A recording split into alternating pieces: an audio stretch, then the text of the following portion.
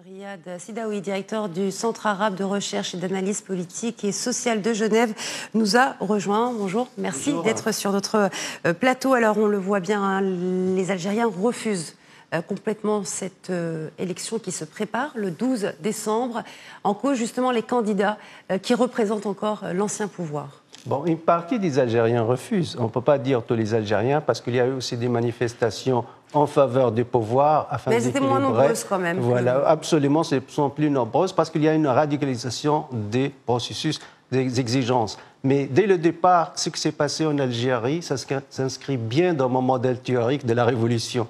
Je viens de publier un livre sur la chute de Bouteflika, les conflits des élites politiques et militaires en Algérie. En fait, qu'est-ce qui s'est passé? Il y a une radicalisation de l'opposition, premièrement. Deuxièmement, des divisions au sein des élites au pouvoir. Troisièmement, l'armée algérienne. Il faut une neutralité de l'armée aux trahisons de l'armée vis-à-vis du régime. L'armée algérienne a chassé Bouteflika. C'est le 2 avril 2019, avec le communiqué du chef d'état-major qui a parlé d'une bande qui gouverne, ça veut dire Saïd Bouteflika et ses frères. Et puis il y a eu les arrestations, le frère du président Saïd, l'ex-chef du patron de la sécurité militaire, ainsi de suite. Donc l'armée est un acteur dans ce processus révolutionnaire, comme l'armée tunisienne était un acteur, comme l'armée égyptienne, je parle de 2011, ont chassé les pouvoirs en place. Cette armée qui a construit l'État algérien depuis 1962, la France, quand elle a quitté l'Algérie, a laissé un vide, parce que l'Algérie était un département français. Qui a construit l'État? C'est l'armée, c'est cette armée.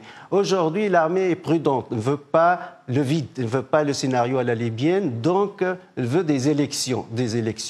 Mais malheureusement, les 5 candidats ne sont pas satisfaisants pour la majorité des manifestants. On a voulu même avoir une trentaine, quarantaine, cinquantaine, comme en Tunisie, puis on sélectionne après les élections. Comment vous expliquez que, en fait, vous avez parlé du cas de l'Égypte, de la Tunisie, également maintenant l'Algérie, avec voilà, ce poids de l'armée qui est très présent. L'armée qui veut passer le pouvoir à des civils, puisqu'elle ne veut pas rester à la tête de l'État. Mais pourquoi jusqu'à maintenant, quand on a des mouvements de manifestation qui durent pendant des semaines, il n'y a pas de figure révolutionnaire qui émerge? C'est à cause du contexte que c'est voilà, tout le peuple, c'est populaire? Non, il n'y a pas un chef charismatique, il n'y a pas un parti politique, on n'est pas face à une révolution bolchevique, il y a une mouvance de contestation. Donc il n'y a pas une structure de cette mouvance. À mon avis, ce qui se passe maintenant, c'est une cohabitation pacifique entre les régimes et les manifestants. Il n'y a pas aucune seule balle qui a été tirée, aucune goutte de sang qui a été collée.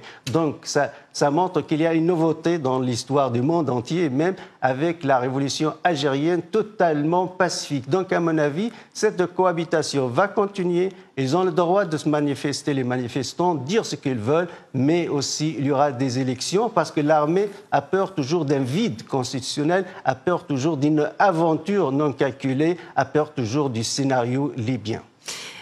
Justement, le général Ahmed Gaïd Salah, qui est le chef d'état-major de l'armée, qui est à la tête aujourd'hui de l'Algérie, a dit que coûte, les élections auront lieu le 12 décembre, peut-être 1 ou 2 jours retardés, mais elles vont avoir lieu.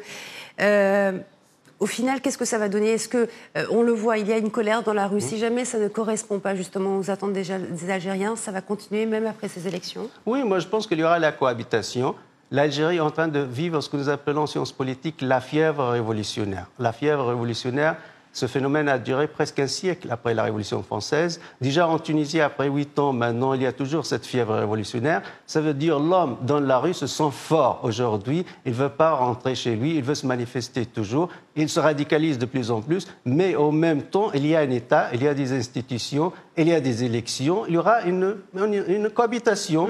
Le gouvernement va tenir ses élections, on va voir qui va gagner. En même temps, les manifestants profitant de cette situation révolutionnaire vont continuer parce que ce qui s'est passé en Algérie, comme en Tunisie, comme en Égypte en 2011, c'est la chute d'un clan au pouvoir, c'est la chute des élites au pouvoir afin d'avoir d'autres élites. Je suis dans les sciences politiques américaines, on n'est pas dans une révolution bolchevique. Ça veut dire on change tout, une passation de pouvoir d'une classe à une autre, non.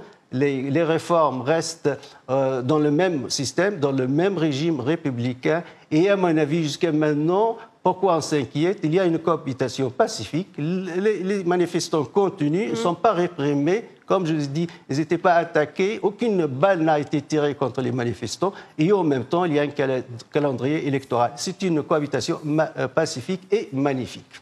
Très bien. En tout cas, merci beaucoup, Monsieur Riyad Sidaoui, d'avoir été sur notre plateau. Je rappelle que vous êtes directeur du Centre arabe de recherche et d'analyse politique et sociale, le CARAPS, à Genève. Merci. Merci à vous.